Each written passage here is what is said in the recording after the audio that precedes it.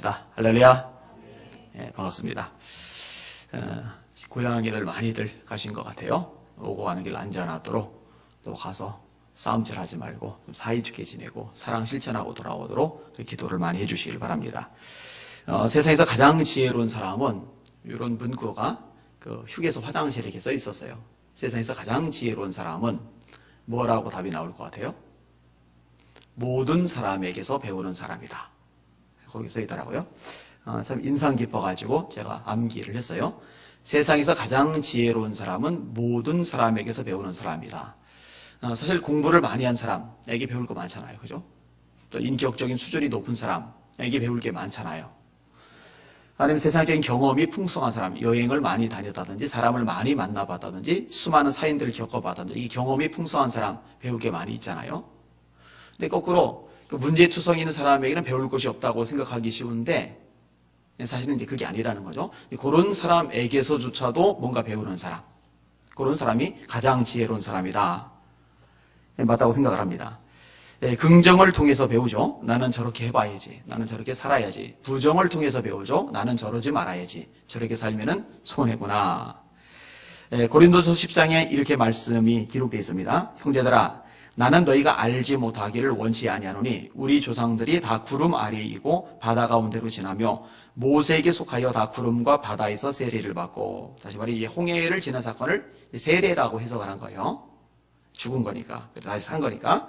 다 같은 신령한 음식을 먹으며 다 같은 신령한 음료를 마셨으니, 신령한 음식은 만나를 말하는 거고 신령한 음료는 반석에서 물을 내서 마시게 하잖아요. 신령한 음료를 마셨으니 이는 그들을 따르는 신령한 반석으로부터 마셨음에 그 반석은 곧 그리스도시라. 그 반석이 뭐냐?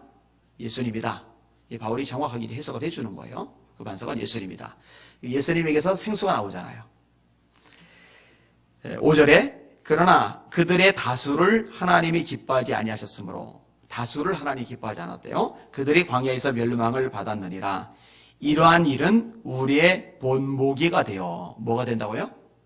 본보기가 된다는 거예요. 본보기라는 건 뭐예요? 보고 배우는 거예요. 보고 깨닫는 거예요. 보고 지혜를 얻는 거예요. 그게 이제 본보기잖아요. 우리의 본보기가 되어 우리로 하여금 그들이 악을 즐기한 것 같이 즐기하는 자가 되지 않게 하려 함이니 그들 가운데 어떤 사람들과 같이 너희는 우상 숭배하는 자가 되지 말라. 기록된 바 백성이 앉아서 먹고 마시며 일어나서 뛰논다 함과 같으니라. 그들 중에 어떤 사람들이 음행하다가 하루에 23,000명이 죽었나니 우리는 그들과 같이 음행하지 말자. 자, 이렇게 죄를 졌다가 많이 죽었거든요. 이걸 보고 배우는 거죠. 아, 저러면 죽는구나. 우리는 저들과 같이 음행하지 말자. 이게 결론이 나오는 거죠. 그들 가운데 어떤 사람들이 주를 시험하다가 뱀에게 멸망하였나니 우리는 그들과 같이 시험하지 말자. 하나님을 시험하는 것 때문에 불뱀이 나와서 물잖아요. 독이 퍼져 죽어가잖아요. 이걸 보면서 이제 배우는 거죠. 야, 저렇게 시험하면 안 되는구나. 큰일 나겠구나. 깨닫는 거죠. 그들 가운데 어떤 사람들이 원망하다가 멸망시키는 자에게 멸망하였나니 너희는 그들과 같이 원망하지 말아라. 아, 원망하는 거 되게 어리석어요. 미련해요. 진짜 배울 게 없어요. 근데 배우는 거예요. 뭘 배워요? 아, 원망하면 망하는구나. 절대 원망하지 말자. 이렇게 배우는 거예요. 그런 이야기를 쭉 끄집어내는 거예요. 그래서 11절에 다시 한번 단어가 반복이 되는데 그들에게 일어난 이런 일은 본보기가 되고, 본보기란 말이 또 나와요. 본보기가 되고 또한 말세를 만난 우리를 깨우치기 위하여 기록되었느니라. 구약의 이야기, 수천 년 전에 일어났던 그 이야기, 그 이야기가 오늘날 나와 무슨 상관이 있습니까? 라고 물을지 모르겠는데 바울 사도가 가르쳐주는 거예요. 말세를 만난 우리를 깨우치기 위해서 이 말씀이 기록이 되었다는 거예요. 이 말씀이 우리에게 본보기가 된다는 거예요. 이게 안 좋은 것, 부정적인 것을 통해서도 배우는 거죠. 여러분, 살면서 점점 많이 느끼는 게 뭐냐면 배울 것이 많구나, 더 많이 배워야 되겠구나 라는 겁니다. 목회하면서도 그래요. 제가 그런 생각을 해요. 어제든지 산책하면서 50살 되는 게 싫은 거예요. 저보다 연세가 더 많으신 분들 죄송합니다. 50 되는 게 너무 싫은 거예요. 40대 때는 이제 그런 게 없었는데 지금 40 초반만 돼도 참 좋겠다 이런 생각이 없지 않아 들어요. 그런데 예전에 비해서 굉장히 좋은 것 중에 하나가 뭐냐면요, 이전에 실수하고 헤매던 것들, 이것이 시행착오를 겪어가면서 지금에 와서 그러지 않는 것들이 꽤 많아요. 야, 내가 30대 때, 내가 40대 초반 때, 그때 그렇게 하지 않았었다면 참 좋았을 텐데, 또 다시 그런 상황, 처지, 그리고 환경, 여건을 만나게 되면은 내가 다른 식으로 반응할 텐데, 그런 이제 생각이 생기는 거죠. 근데 그게 지혜죠, 사실은요. 근데 그 지혜가 왜 생기느냐? 그런 것들을 보면서 배우는 거예요.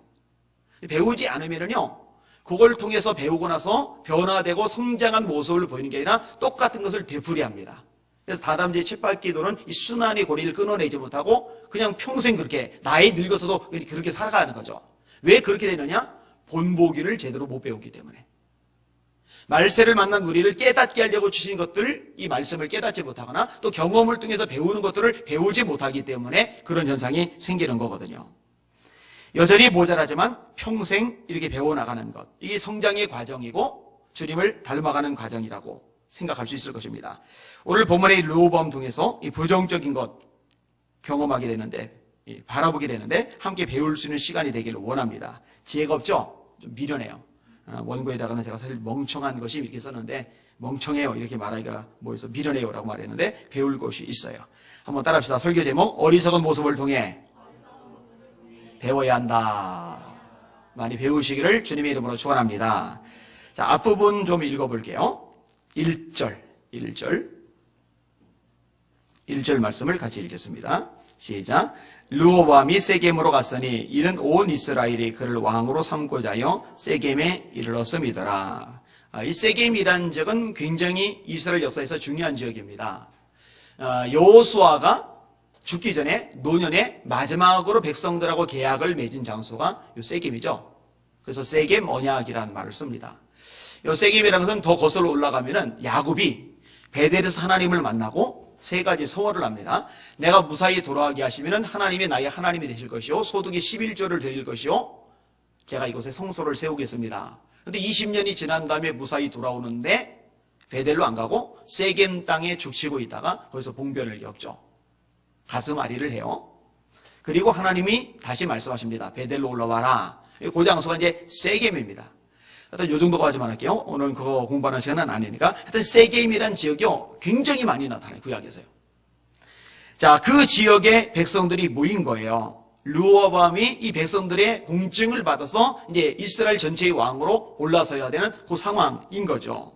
이때 백성들이 요청을 합니다. 2절에서 4절까지 같이 읽겠습니다. 시작. 느밧의 아들 여로보암이 전에 솔로몬 왕의 얼굴을 피하여 애굽으로 도망하여 있었더니 이제 그 소문을 듣고 여전히 애굽에 있는 중에 무리가 사람을 보내 그를 불렀더라. 여로보암과 이스라엘의 온 회중이 와서 르호보암에게 말하여 이르되 왕의 아버지가 우리의 멍에를 무겁게 하였으나 왕은 이제 왕의 아버지가 우리에게 시킨 고역과 매운 무거운 멍에를 가볍게 하소서. 그리하시면 우리가 왕을 섬기겠나이다. 아멘. 자, 솔로몬 왕 때 나라가 굉장히 강성해져요. 이때 건축공사가 어마어마하게 일어납니다. 토목공사가 어마어마하게 일어납니다. 그리고 해외에 좋은 물품들이 굉장히 많이 수입이 됩니다. 근데 여러분, 그 돈이 다 어디서 날까요? 세금이죠, 세금. 그러면 이제 백성들은 무거운 거죠. 힘이 드는 거죠. 그리고 공사 같은 거 할 때도 부역을 시키죠. 그럼 백성들은 노동을 해야만 합니다. 그래서 어마어마한 사람들이 동원이 되잖아요. 성전 지을 때만 해도 그런 것들이 기록이 되잖아요. 그래서 한 달은 나가서 지내고 2달은 국내에서 지내고 이렇게 할 정도로. 이게 공기에 고달팠던 거예요. 그래서 그들이 르호보암에게 요청을 하는 겁니다. 우리의 멍에를 당신 아버지 솔로몬께서 무겁게 하셨는데 이제 그 멍에를 좀 가볍게 해주세요. 충분히 납득할 만한 부탁을 지금 하고 있는 겁니다. 르호보암이 3일간 시간 요청을 합니다. 생각할 시간을 달라는 거죠. 5절입니다. 시작. 르호보암이 대답하되 갔다가 3일 후에 다시 내게로 오라 하매 백성이 가니라. 그리고 나서 처음으로 이 문제를 가지고 독단적으로 결정할 수 없으니까 상의를 하는데 솔로몬 밑에서 자라난 함께 일을 했던 신하로서 봉사를 했던 노신들, 연세에 있는 신하들하고 상의를 합니다. 그게 이제 6절에서 7절 내용입니다. 시작.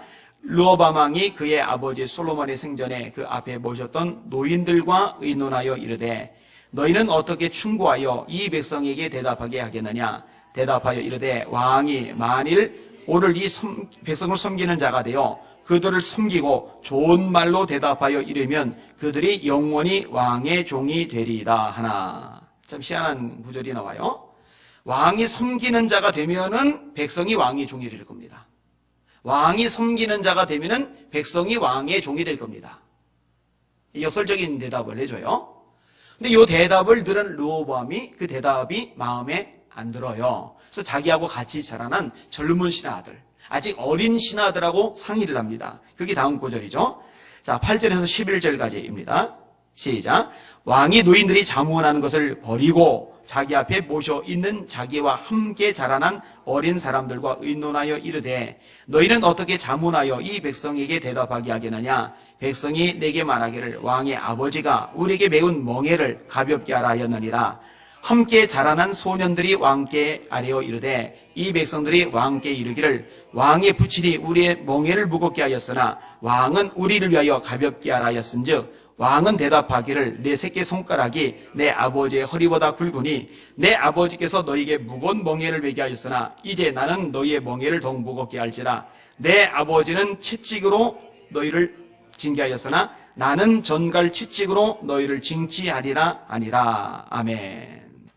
이게 상당히 고압적인 대답이죠. 폼은 좀 나요. 그죠? 왕의 위세는 좀 드러나요. 그런데 상당히 고압적이에요. 자, 이게 통했느냐? 16절을 보셔요. 왕을 백성들이 등져버립니다. 시작.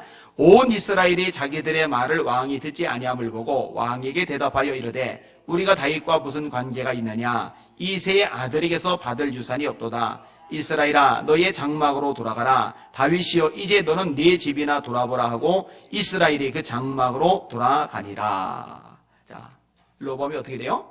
도망가랍니다. 18절 시작. 르호보암 왕이 역군의 감독 아도람을 보냈더니 온 이스라엘이 그를 돌로 쳐 죽인지라. 르호보암 왕이 급히 수레에 올라 예루살렘으로 도망하였더라. 자, 역군의 감독 아도람이라고 되어 있는데요. 역군의 감독이 무슨 일을 하느냐? 이 백성들 전체를 관리하면서 그들이 국가적인 노역에 봉사하도록 일시키는 총책임자입니다. 솔로몬 왕 때도 이런 총책임자가 있었고 이 총책임자 밑으로 중간 책임자들이 있었고 그들 밑으로 수많은 사람들이 동원돼서 이 국가적인 부역에 종사하게 했었거든요. 그러니까 그동안에 이 총책임자, 예를 들어서 아도람 같은 사람이 보내지면은 이 사람 통솔 아래 백성들이 다 손안에 이렇게 들어왔었던 거예요. 근데 그것을 르호보암이 생각하고 아도람을 보내서 분위기를 수습하려고 했는데 분위기가 수습이 되는 게 아니라 이 전체를 손아귀에 쥐는 위치에 그 아도람이 백성들에게 돌에 맞아 죽어요. 이 돌에 맞아 죽는 것을 보고 나서 비로소 사건의 심각함을 인식한 르호보암이 수레 타고 주랭랑을 치는 거죠. 결국 이 르호보암은요 12지파 중에 한 개 지파, 엄밀하게 하면 이제 베냐민 지파도 이제 옵사리를 낍니다. 아주 극소수의 지파의 왕으로 완전히 몰락을 해버려요. 19절과 20절입니다. 같이 있습니다. 이에 이스라엘이 다윗의 집을 배반하여 오늘까지 이르렀더라. 온 이스라엘이 여로보암이 들어왔다 함을 듣고 사람을 보내 그를 공회로 청하여 온 이스라엘의 왕으로 삼았으니 유다 지파 외에는 다윗의 집을 따르는 자가 없으니라. 그러니까 가만히 보면은요, 이스라엘 전체 역사에서요 통일 왕국이요 굉장히 짧아요. 사울 왕 때 통일 왕국이죠. 베냐민 지파 사람. 그 다음에 다윗 왕 때 통일 왕국이죠. 유다 지파 사람. 그 다음에 다윗의 아들인 솔로몬 왕 때 통일 왕국이죠. 그리고 나서 이 솔로몬의 아들인 르호보암 때 나라가 쪼개진 상태로 끝까지 가요. BC 722년까지, 그 다음에 BC 586년까지 북이스라엘이 아수르에 의해서 멸망을 당한 게 BC 722년, 남유다가 바벨론에 의해서 멸망을 한 게 BC 586년. 그러니까 겨우 왕 3명이 통치할 때만 통일왕국이고 네 번째부터 갈라져 버린 거예요. 이 비극이죠. 굉장한 비극이죠. 자, 그리고 그 비극의 중심에 이 르호보암이 있어요. 그리고 이제 거슬러 올라가면 이제 솔로몬까지 등장을 시킬 수밖에 없게 됩니다. 자, 오늘 말씀 한번 따라해 봅시다. 지혜의 말에 귀를 기울여야 한다. 여러분, 르호보암 왕이 왜 노인들의 말을 듣지 않았을까요? 1. 세대 차이 때문에. 2. 거리감 때문에. 3. 솔로몬, 아버지, 영화로운 아버지 왕에 대한 열등감 때문에. 제가 볼 때는 세 가지 요소가 다 작용을 했어요. 그럼에도 불구하고 들었어야만 해요. 왜냐면 그들은 지혜로운 사람들입니다. 경험이 풍성해요. 그리고 아버지 솔로몬 밑에서 산전수전 공준전을 다 겪어서 모든 상황에 적절하게 대처하는 방법을 가장 정확하게 알고 있는 사람들이 이 노신들입니다. 그런데 안 들은 거죠. 무시한 거죠. 여러분, 사람이 망하려면요, 이런 현상이 나와요. 들어야 할 말을 안 들어요. 들어야 하는데 안 들어요. 안 들려요.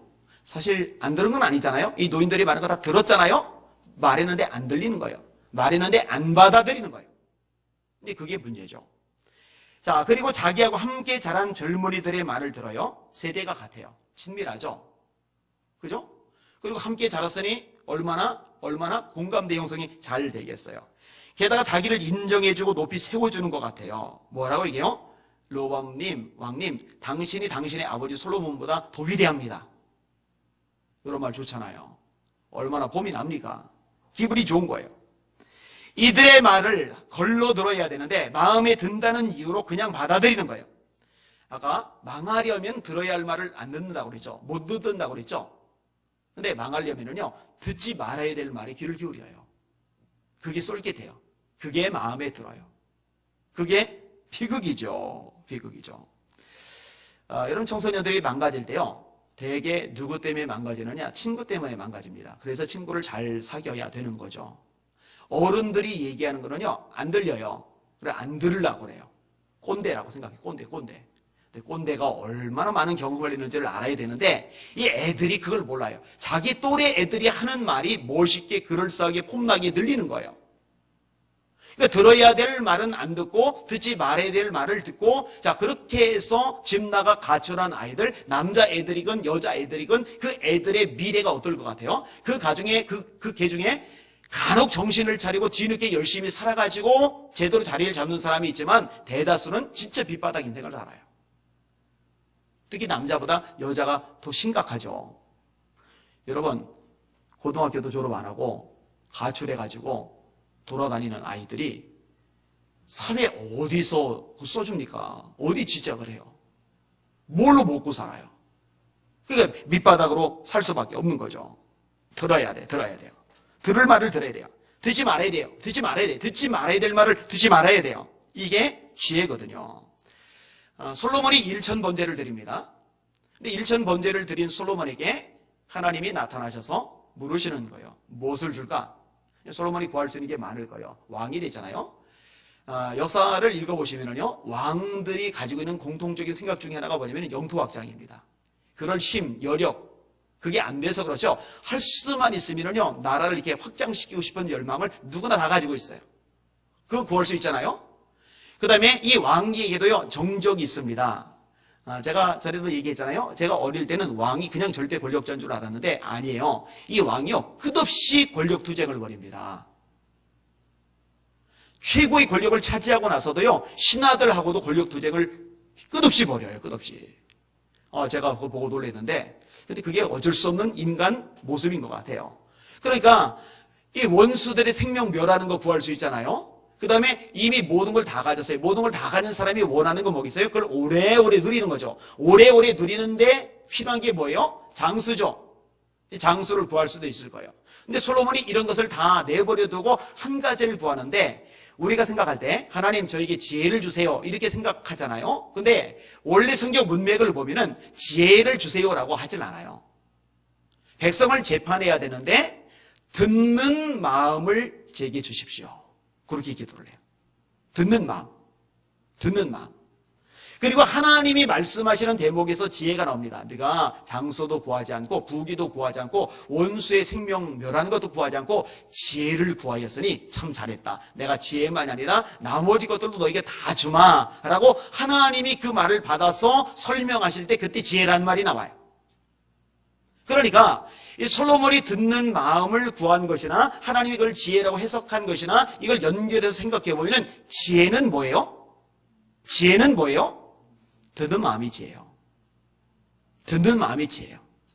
여러분, 잘 들을 수 있기를 주님의 이름으로 축원합니다. 사람들이요, 감정이 격화되면 안 들어요. 고집이 세면 안 들어요. 자기 경험을 절대화하면 안 들어요. 자기 과거의 아픔에 집착하면 안 들어요. 하여튼 사람이 안 듣는 요인들이 굉장히 많아요. 그게 완고함이죠. 그게 강팍함이죠. 근데 지혜는 뭐냐? 그럼에도 불구하고, 그런 것들이 있음에도 불구하고, 이걸 내버려 두는 거예요. 이걸 내려놓는 거예요. 그래, 내가 이런 일을 겪었지만, 내가 이렇게 배웠지만, 그리고 내가 살아보니 이런 게 맞았지만, 그렇지만 내려놓는 거예요. 다 내려놓는 거예요. 이런 베드로가 지혜있게 반응했잖아요. 내가 밤이 맞도록 수고를 하였으되 얻은 것이 없지만 말씀에 의지하여 그물을 내리리다. 예수님이 깊은 데로 가서 그물을 내리라. 지금 밤새워서 잠을 못 잤어요. 피곤해요. 이제 집에 가서 쉬고 싶어요. 그런데 듣는 마음이 있으니까 주님이 말씀하실 때 그 말씀대로 움직이는 거잖아요. 제가 목회하면서요, 깊이 깨달은 것 중에 하나가 뭐냐면요, 사람들이 생각보다 안 듣는다는 거예요. 엄청나게 안 듣는다는 거예요. 듣는 것 같잖아요? 근데 안 들어요. 안 들어요. 속에서 다 가려요. 골라요. 안 들어요. 듣는 마음이 죄예요. 잘 들으실 수 있기를 주님의 이름으로 축원합니다. 자, 우리는 무엇을 잘 들어야 되겠어요? 뭐니도 하나님의 말씀을 잘 들으셔야죠. 여러분, 하나님 말씀 잘 들으시기를 주님의 이름으로 축원합니다. 하나님 말씀은 진리니까, 거짓이 없으니까, 완전하니까, 우리를 소성케 하는 능력이니까 이 말씀을 잘 듣는 여러분들 되시기를 주님의 이름으로 축원합니다. 말씀의 징조가 뭐예요? 그 귀를 진리에서 돌이켜 허탄한 이야기를 쫓으리라. 진리가 말씀이잖아요. 그러니까 하나님의 말씀에서 귀를 돌이키는 거예요. 광기가 저를 보고 식사 한번 같이 했으면 좋겠다고 그래가지고 어제 만났어요. 어제 만났는데 우리 교회에 출석한 지 9개월이 됐는데 이유가 있었어요. 어떤 이유냐? 궁금한 게 많은 거여서 10가지 항목을 질문을 다 적어왔어요. 아주 막. 밥 먹는데요. 하나 질문하고 끝나면 또 하나 질문하고 무슨 검사한테 취조받는 것 같아요. 아유 참. 그렇죠. 목사님은 설교가 뭐라고 생각하십니까? 부터 시작을 해가지고 그런데 본인이 궁금하던 거예요. 진짜로 이게 딱 정리가 좀 되고 싶었던 것들. 근데 이제 결론부터 말하면은 다 끝난 다음에 막힌 적 한 번도 없고 다 끝난 다음에 명쾌하게 아주 시원하게 해결이 되었대요. 그중에 이제 말씀에 대한 이야기가 나왔는데 설교에 대한 이야기가 나왔는데 설교가 뭐냐? 설교가 뭐냐? 그래서 제가 그런 얘기를 했어요. 내가 이미 설교를 통해서 내가 가지고 있는 생각들 그리고 내가 어떤 가치관, 인생관, 세계관, 역사관, 교회관, 목회관을 가지고 있는지에 대해서는 이미 다 나왔다. 나중에 이제 공감을 하더라고요. 정말 나왔네요. 이렇게 공감을 하더라고요. 설교는요, 자기 말을 하는 게 아니죠. 하나님의 말씀을 전하는 거예요. 이게 얼마나 센스 있고, 얼마나 감동적이고, 얼마나 사람의 심령을 울리고, 얼마나 신선하고, 얼마나 도덕적이고, 얼마나 교훈적이고, 죄송해요. 다 아니에요. 설교는 하나님의 말씀을 서거하고 해석하고 적용해서 이 말씀을 성도들의 심령에 심어주는 게 설교입니다. 하나님이 멋이고 감동적이고 영혼을 뒤흔드는 웅변하라고 이 자리에 세우시는 게 아니라 하나님의 말씀을 제대로 전달해 주라고 세우는 거예요. 그런데요, 사람들이 그거 별로 안 좋아해요. 재미난 얘기, 웃기는 얘기 좋아요. 여러분, 웃기면은요, 짱입니다, 짱. 인기 짱이에요. 통찰력 있는 얘기, 인생, 처세술, 성공학, 인간관계, 뭐 이런 식의 얘기를 좋아하는 거예요. 다시요. 말세의 징조, 그 귀를 진리에서 돌이켜 허탄한 이야기를 쫓으리라. 그러니까 유혹을 받지 말아야 돼요. 신학생들도요, 목회자들 유혹을 받지 말아야 돼요. 하나님의 말씀을 물타지 말고 있는 그대로 전할 생각을 해야지 대중들이 좋아하는 내용이 있어요. 대중들이 원하는 메시지가 있어요. 그거를 잘 얘기해 주면 많이 모일 수도 있을 거예요. 그 잘한 사람이 누구예요? 긍정의 힘. 누구예요, 저자가? 네, 조엘 오스틴. 저도 이분 처음에는 괜찮게 봤는데 이분 메시지 분석하면 분석할수록 문제가 많잖아요. 이번 지옥 얘기 절대 안 합니다. 죄 얘기 절대 안 합니다. 회개하라는 얘기 절대 안 합니다. 근데 성경이 뭐예요? 모든 성경은 하나님의 감독으로 된 것으로 교훈과 책망과 바르게 함과 의로 교육하게 유익하니라고 명확하게 말씀하고 있잖아요. 이번 보니까 몰몬교 같은 것도 인정을 하고. 그러니까 사람들이 좋아할 만한 소망 주고 용기 주고 긍정하게 만들고 잘 될 거야, 잘 풀릴 거야, 형통할 거야, 이런 식의 이야기들만 전하니까 너무너무 좋은 거예요. 가기만 하면 위로가 되고 용기가 생기는 거예요. 그럼 회개는? 이게 심각한 문제들이 있는 거죠. 다시요. 그 귀를 진리에서 돌이켜 허탄한 이야기를 쫓으리라. 맞지 않은 거죠. 자, 말씀 뭐니 뭐니도 제일 먼저 귀를 기울여야 할 것이고요. 또한 여러분 주변의 어른들의 말에 귀를 잘 기울이실 수 있기를 주님의 이름으로 축원합니다. 인생 경험 절대로 무시 못합니다. 노인들에게 지혜가 있어요. 어른들 말 잘 들으면 자다가도 떡이 생긴다고 그러죠. 틀린 말이 아닙니다. 세 번째로 여러분을 가르치고 인도하고 기도해주는 담임 목사의 말에 경청하실 수 있기를 주님의 이름으로 축원합니다. 말씀을 전할 때는 당연히 100% 들어야 될 것이고 또 개별적으로 만나서 뭔가 이야기 끄집어낼 때가 있잖아요. 권면할 때가 있잖아요. 그럴 때 그것을 귀담아 듣는 것이 필요해요. 근데 이것도요 생각보다 많이들 안 들어요. 참 가슴 아픈 일이죠. 속상한 일이죠. 그리고 기도하는 사람들의 말에 귀를 기울일 수 있기를 주님의 이름으로 축원합니다. 기도하는 사람에게는 영적 통찰력이 있거든요. 하나님이 주시는 지혜가 있거든요. 그래서요 기도하지 않은 사람들이 충고 자꾸 듣지 말고 기도하는 사람들의 충고를 듣는 것이 복입니다. 여러분 백부장이 말입니다. 선장의 말을 더 듣죠. 선주의 말을 더 듣죠. 기도하는 바울의 말을 들었어야 되는데 바울의 말을 들었다면 유라굴로라는 폭풍을 안 만나도 돼요. 배 다 안 깨졌을 거예요. 생고생 안 했을 거예요. 그게 굶주리지 않았을 거예요. 죽음의 위협 앞에 공포에 떨면서 고통의 시간을 보내지 않았어도 될 거예요. 그런데 외형적으로 보이는 거 선주, 돈 많은 거부, 선장, 바다의 베테랑, 바울, 기도는 많이 할지 몰라도 죄 수신 분, 여기에서 이제 차이가 나는 거예요. 이런 기도자의 말을 듣는 게 지혜인 줄 깨달으시길 바랍니다. 놓치지 마셔야 됩니다. 자, 두 번째 부분 따라합시다. 말할 때 조심해서 해야 한다. 여러분 자본에 보면은요 지혜를 이야기하잖아요. 그래서 지혜서라고 얘기합니다. 잠언을 지혜서라고 얘기를 해요.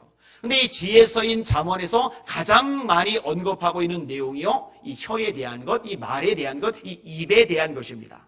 그러니까 말을 어떻게 하느냐, 그리고 말을 얼마나 자제할 줄 아느냐, 이게 지혜라는 거예요. 특별히요 말을 많이 하는 것에 대해서 생각보다 많이 경계를 합니다. 여러분들 사람들하고 만나서 얘기할 때요 너무 말을 많이 하려고 하지 마세요. 많이 들으려고 하세요. 아까 잘 듣는 게 지혜라고 그랬잖아요. 사람들은요 자기 말 많이 하는 사람은 별로 안 좋아합니다. 자기 얘기 잘 들어주는 사람을 좋아합니다.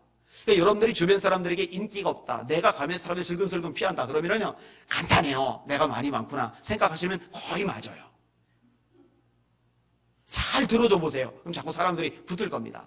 근데 또 하나, 이 말을 과격하게 하지 말고 부드럽게 말하는 것에 대해서. 그러니까 과격한 말은 분노를 일으켜도 유순한 말은 그 분노를 쉬게 한다고, 노하기를 더디하는 자는 성을 빼앗는 자보다 낫다고, 이런 식의 메시지가 잠언서에 굉장히 많아요. 근데 문제는 쉽지가 않은 거죠. 부드러운 말하는 게 쉬워요? 안 쉬워요. 절대 안 쉬워요.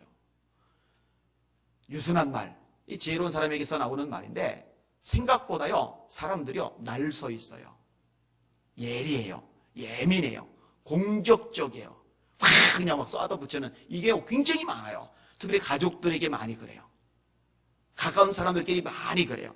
그건 이제 바람직하지 않은 거죠.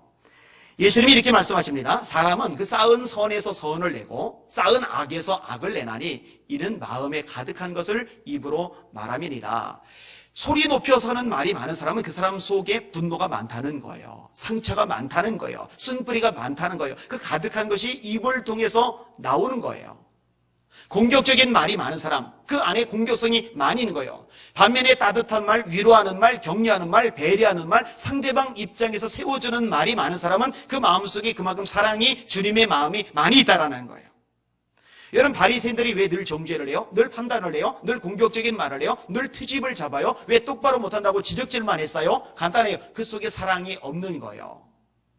그러니까 종교 지도자인지는 몰라도, 백성들에게 존경받는지는 몰라도, 스스로 자부심을 느끼는지는 몰라도 예수님 보기에는 틀린 거예요. 왜냐하면 그 속이 썩었거든요. 그래서 그들을 묘사할 때 마태복음 23장에 평토장한 무덤이라고 얘기를 해요. 평토장한 무덤, 이 무덤 위에 시멘트를 넣고 페인트 칠을 했어요. 깔끔해요. 예쁘지 않아요? 근데 속을 들여다보면 썩은 시체가 있단 말이에요. 마찬가지로 겉보기에는 깔끔하단 말이에요. 매너가 있단 말이에요. 그런데 속을 들여다보면 썩었단 말이에요. 그게 바리새인의 정체라고 예수님이 정확하게 지적하시면서 화 있을 진저 외식하는 바리새인과 서기관들이요 라고 예수님이 7번에 걸쳐서 선언을 하신 거거든요. 이 로보암 왜 어리석느냐? 말을 함부로 하는 거예요. 말을. 내 부채는 너희의 멍에를 무겁게 하였으나 나는 너희의 멍에를 더욱 무겁게 할지라. 내 부채는 채찍으로 너희를 징치하였으나 나는 전갈로 너희를 징치하리라. 전갈은 무섭죠? 쏘면 통증이 상상을 초월합니다. 죽기도 해요. 그런데 백성을 전갈로 징치한다는 건 뭐예요? 나 너희를 더 고통스럽게 만들 거야. 너희를 더 힘들게 만들 거야. 아주 죽을 지경으로 통증을 느낄 만큼 그렇게 고역 속에 내가 몰아넣을 거야. 미련하죠? 어떻게 바보같이 이렇게 말을 해요? 이걸 충고해 준 사람들도 바보고 그 충고를 받아들인 르호보암도 바보예요. 바보예요. 참 어리석죠. 여러분, 여러분의 말은 지혜로 가득하시기를 주님의 이름으로 축원합니다. 한번 따라합시다. 생각 좀 하고 말하자. 보통은 생각할 새가 없어요.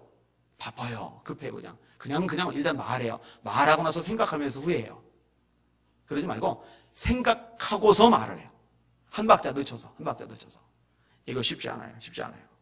자, 두 번째 따라합시다. 하나님의 말씀을 마음에 채우자. 아까 예수님의 말씀 인용했잖아요. 마음에 가득한 것을 입으로 말함이니라. 좋은 것이 우리 입에서 나갈 수 있는 좋은 방법이 있어요. 그게 뭐냐? 우리 마음에 말씀을 가득 채우면은 마음에 가득한 것이 입으로 나오니까. 할렐루야. 말씀을 가득 채우시기를 주님의 이름으로 축원합니다. 또 다른 차원에서 따라합시다. 성령 충만을 받자. 우리가 성령으로 충만하면은 성령 충만한 것이 나올 테니까. 여러분, 스데반 돌에 맞아 죽잖아요. 이따만한 돌 들고 막 찍어서 죽이는데 이렇게 모나지 않은 거, 매끈매끈한 거, 요걸로 요 이마를 딱 때리기만 해도 막 아플 텐데, 이 모나 이따만한 돌로 막 찍고 막 집어 던지고 그러는데 얼마나 통증이 나오겠어. 막 입에서 막 저주하는 말, 내가 뭔 잘못이 있다고 그래. 니들 저주받아. 막 온갖 악담을 다 쏟아낼 수 있을 텐데, 아버지여 이 죄를 저들에게 돌리지 마옵소서. 이 말을 하고 자니라. 그 앞부분에 뭐라고 표현했느냐? 스데반이 성령이 충만하여 그렇게 써 있어요. 성령이 충만하니까, 성령이 가득하니까 돌에 맞아 죽으면서도 입에서 나올 것이 그 말밖에 없는 거예요. 이런 교인들이요, 조금 감정 상한다고요, 기분 좀 나쁘다고요, 자기 좀 건드렸다고요, 아니면 이전에 무슨 기분 나쁠 일이 있었다고요, 막 말말 나가는 사람 있잖아요. 제가 100% 장담합니다. 그 사람 절대로 성령 충만한 사람 아닙니다. 성령 충만하자니까 인간적인 감정, 쓴뿌리 소리들이 쏟아져 나오는 거거든요.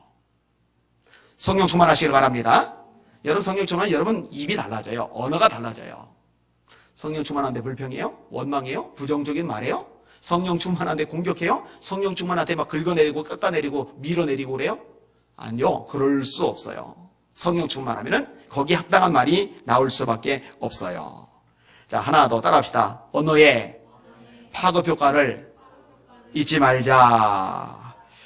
야고보서 3장이 이렇게 말합니다. 혀는 곧 불의의 세계라.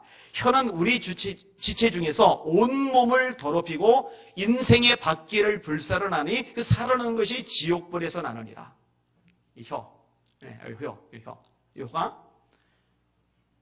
우리 온몸을 더럽힌대요.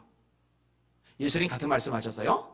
입으로 들어가는 것이 사람을 더럽게 하는 게 아니라 입에서 나오는 것이 사람을 더럽게 해요. 여러분들이 누구 비판하는 말, 공격하는 말, 부정적인 말, 깎아내리는 말, 헐뜯는 말, 그거 내놓을 때마다 여러분이 몸이 다 더러워지는 거예요. 점점 더 더러워지는 거예요. 흉악해지는 거예요.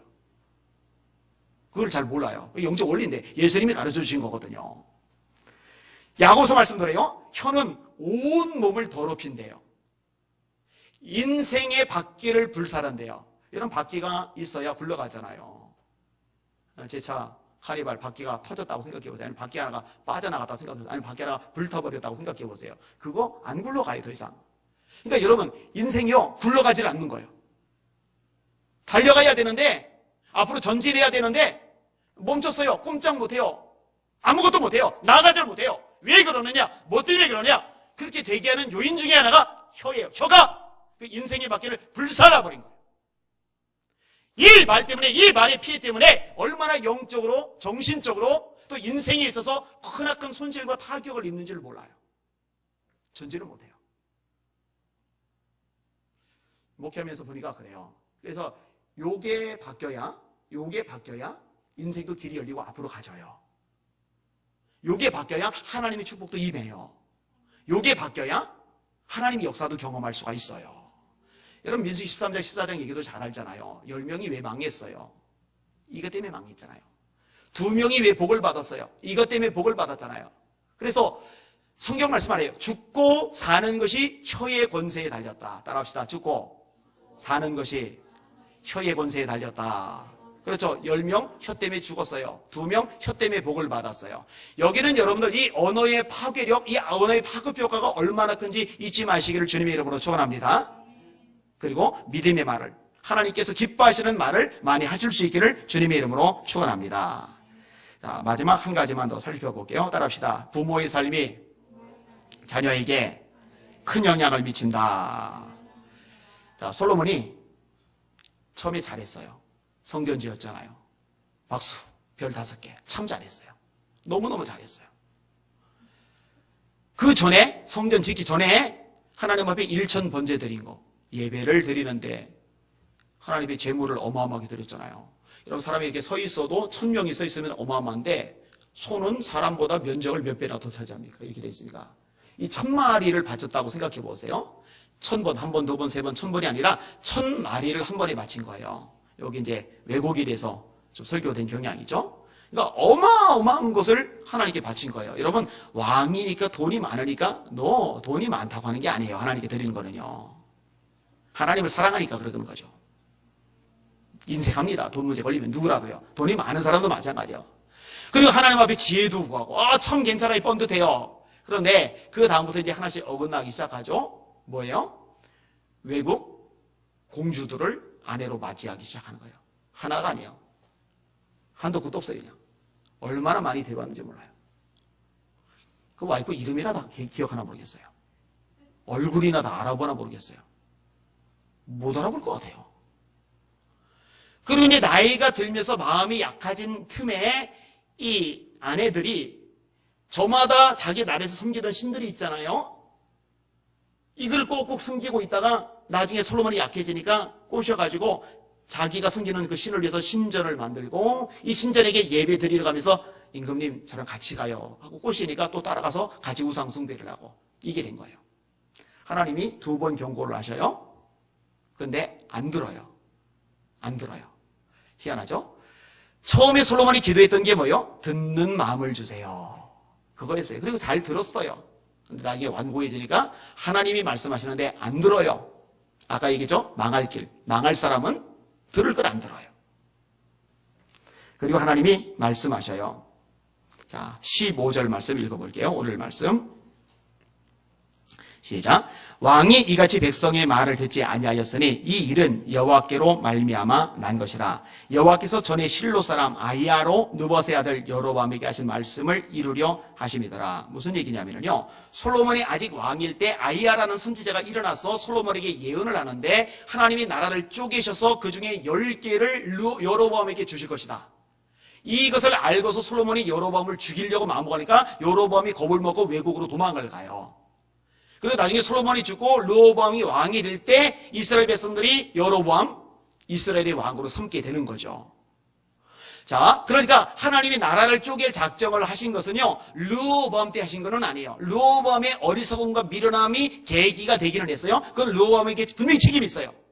근데 그 뿌리가 어디로 거슬러 올라가느냐? 르호보암의 아버지인 솔로몬에게 그 뿌리가 올라가는 거예요. 가슴 아픈 일이죠. 속상한 일이죠. 여러분, 생각보다 많은 것들이 부모에게서 자녀에게로 유전이 됩니다. 놀랍게도요, 성격이 유전이 돼요. 그죠? 유전돼요. 기분 나빠도 유전이 돼요. 내가 싫었어도 유전이 돼요. 너무너무 징글맞아서 나는 저거 배우기 싫었는데 그 유전이 돼요. 제가 우리 효원이를 보면서 성격은 확실히 유전이 많이 되는구나. 많이 되는구나. 큰일 할 놈이에요. 그죠? 효빈이는 엄마를 많이 받았어요. 주변에 사람이 많을 거예요. 그죠? 좋은 쪽으로만 얘기했어요. 여러분 질병 유전되는 거 아시죠? 그래서 요즘은요 결혼할 때 가족 병력을 확인하는 사람들 집안들도 있어요. 이 병 유전돼요. 바람기도 유전이라는 거 아세요? 이거 신기하죠? 바람기도 유전돼요. 신기 알죠? 무당되는 거. IQ 이 두뇌도 유전입니다. 그러니까 애들 공부 못하다고 너무 잡지 말아요. 그 자기에게서 나온 건데 애만 잡아요. 자기 책임인데 사실은요. 그런데요 이런 것들만 아니라 영적인 것도 마찬가지예요. 하나님이 뭐라고 말씀하시느냐? 부모님이 똑바로 하면은요 1000대까지 복을 주시고 부모님이 똑바로 못 살면은요 3세대까지 저주가 같이 가고. 그러니까 여기는 여러분들은요 나중에 후세대에게 복을 유전시키는 믿음의 사람 되시길 주의 이름으로 축원합니다. 그게 주님이 원하시는 모습, 하나님께서 원하시는 모습인 거예요. 제대로 해야 돼요. 제대로. 본이 돼야 돼요. 본이 돼요. 여러분 집안에서요 믿음의 본을 보이세요. 자녀들 앞에서 싸우지 마세요. 아내하고 저하고도 룰이에요. 가끔 끼긴 합니다만 말다툼 하더라도 애들 없을 때. 저는 저랑 9살 차이가 나기 때문에 그리고 옛날에 제자였기 때문에 그리고 무조건 내내하고 순종만 했기 때문에 결혼할 때 그렇게 생각했어요. 우리 집은 부부싸움 평생 없을 거다. 내 아내가 나한테 대드는 일은 예수님이 재림하기 전까지는 발생하지 않을 거다라고 생각을 했는데 그게 전혀 착각이라는 것을 아주 초반부터 깊이 깨달았어요.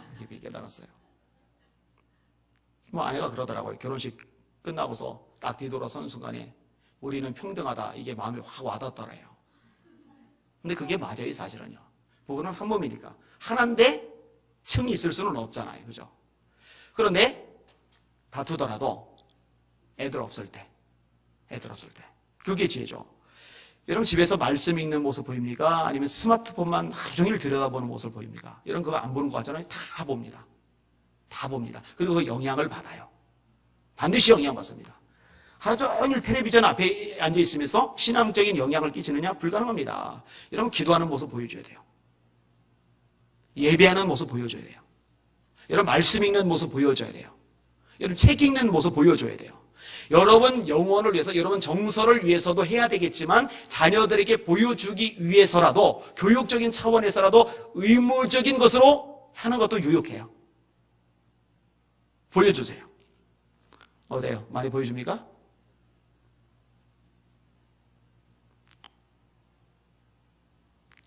잘 안 보여주는 분들은 지금 다 시골 가셨어요. 보여주는 분들만 여기 와 계신 것 같아요. 하나님께 충성을 다하고 봉사하고 헌신하시는 것, 그거 보여줄 수 있기를 주님의 이름으로 축원합니다. 그거 보고요 배워요. 그리고 주님이 교회에서 충성하고 최선을 다하는 사람 하나님 기뻐하시잖아요. 하나님 역사하시잖아요. 이거를 가능한 어릴 때부터 보여주는 게 좋아요. 그리고 이런 교사들도 마찬가지예요. 우리 아이들, 내 자식은 아니지만 이 아이들에게 여러분의 삶으로 믿음의 모습을 최대한 많이 보여줄 수 있기를 주님의 이름으로 축원합니다. 그래서 지각하면 안 돼요. 지각하지 마세요. 최근에 한 목사님이 찾아왔어요. 이 목사님이 다른 게 이제 부교육자로 있을 때 그 전임자가 같이 데리고 일하던 이 교사들 전부 다 잘랐더라고요. 근데 이유가 있더라고요. 교인들이 한 400~500명 정도 모이는 교회요. 근데 탄탄하죠. 그 정도면은. 그런데 학생의 멤버가 10명, 교사가 10명. 교사 10명이 하나같이 한 9시에 뵀는데 9시 한 40분쯤, 50분쯤 그때 어슬렁어슬렁 들어오는 거예요. 그거 왜 그렇게 되나? 그럼 교사를 왜 하나? 했더니 학생이 10명밖에 안 되는데 교회가 재력이 있으니까 600만 원 책정된 예산이. 이걸 전도사라고 하는 인간이 교사들 데리고 와서 매주마다 술 퍼먹은 거예요. 같이. 매주마다 술 퍼먹은 거예요. 그래서 내가 그 이름을 알려달라고 그랬어요. 그 사람 누군지. 제가 이름을 지금 기억해 놨어요. 이거 유튜브로 나가기 때문에 명예훼손을 걸려서 제가 이름을 언급을 안 할 거예요. 그런 사람 목회하면 안 됩니다. 얼마나 불쌍해요. 그러니까 애들이 그렇죠. 얼마나 그 악영향이겠어요. 그죠? 그리고 나서 제대로 잡아나가려고 하니까 그 도전하는 거예요. 이게 다 잘라버린 거예요. 그런데요, 생각보다 이런 사람이 없지 않아 있어요. 그래서 제가 가끔 그런 얘기를 해요. 마지막 때는 목회자 잘 만나는 거 복이라고. 생각보다 그렇지 않은 사람 많아요. 근데 교육부서도 그래요. 교육부서도. 그래서 저희도 부교육자 뽑을 때요. 와, 정말 쓸만한 사람 고르기가 쉽지 않아요. 지금 우리 교회 사역하는 이 목사님이나 박 전사님은 훌륭한 사람이라고 여러분 인정을 하셔야 돼요. 고르고 골라서 여기 와 있는 거니까. 그리고 고르고 골라서 와 있지만 한눈 팔면은 쫓아내니까 안 쫓겨나고 있다는 것은 굉장히 잘하고 있다는 얘기예요. 농담이 아니에요. 우리 있었지만 하루에 2시간씩 기도하라고 그랬는데 제가 체크할 때마다 매번 안 돼요. 매번. 1시간도 안 돼요. 그래서 결국 내보낸 교육자들도 몇 명이거든요. 어떻게 교육자가 1시간도 기도를 안 합니까? 2시간 하라고 그러는데. 보여줘야 돼요. 여러분이 기도하는 모습, 성경 읽는 모습, 예배 드리는 모습, 서로 사랑하는 모습, 충성하는 모습, 하나님이 너무 좋아서 막 사무처하는 이런 모습이 많이 보여질 수 있기를 주님의 이름으로 축원합니다. 이게 선한 영향을 끼칠 수 있기를 주님의 이름으로 축원합니다. 말씀을 정리할게요. 오늘 본문을 통해서 배울 수 있는 것 3가지 따라합시다. 지혜의 말에 귀를 기울이자. 들을 수 있기를 주님의 이름으로 축원합니다. 제가 이렇게 권면할 때가 있잖아요. 잘 들으세요. 말씀으로 가르치든지 개별적으로 얘기하든지 그걸 받아들이세요. 고집 부리지 마세요. 제발 고집 부리지 마세요. 고집은 완고함이에요. 강박함이에요. 지혜가 없는 거예요. 배우지 말아요. 절대 그런 건. 자, 2번째 따라합시다. 말할 때 조심해서 말을 하자. 이 말이 여러분의 생명과 죽음을 좌지우지한다는 거, 복과 저주를 좌지우지한다는 거. 저는 여기는 여러분들이요, 저주가 아니라 복을 선택하기를 원해요. 사망이 아니라 생명을 선택하기를 원해요. 제가 얘기했잖아요. 성경 읽다가 이 원리 발견하고 나서 그 다음에 제 입에서 부정적인 얘기를 완전히 지워버렸다고요. 여러분 제가 부정적인 얘기하는 거 본 적 없잖아요. 안 해요. 절대 안 해요. 왜 안 해요? 힘들어도 안 해요. 속상해도 안 해요. 상황이 최악에도 안 해요. 왜냐면 말대로 되니까. 그럼 믿음의 말을 해야죠. 하나님이 역사하신다라는 소망의 말을 해야죠. 말 잘하세요. 그리고 부드럽게, 따뜻하게, 사랑 남긴 말, 사람을 세워주는 말, 축복하는 말, 비판하고 깎아내리고 공격하는 말 여러분의 입에서 지워버릴 수 있기를 주님의 이름으로 축원합니다. 시편 기자의 고백처럼 따라합시다. 하나님, 제 입에 파수꾼을 세워주옵소서. 자, 마지막 3번째 무엇을 말씀드렸습니까? 따라합시다. 부모의 삶이 자녀에게 영향을 미친다. 보여주시길 바랍니다. 말만이 아니라 삶으로 기도하고 예배하고 성경 읽고 주님 충성하고 사랑하고 하나님 너무너무 소중히 여기는 삶의 모습을 보여줌으로 말미암아 선한 영향을 끼치는 저와 여러분이 되셔야 합니다. 오늘 설교 제목 어리석은 모습을 통해 배워야 한다. 로밤 정말 바보예요. 멍청해요 진짜로. 이제 말이 제대로 나오네. 멍청한 거예요. 어떻게 이렇게 멍청합니까? 배우는 거예요. 나는 저렇게 멍청하지 말자. 아멘. 기도하겠습니다.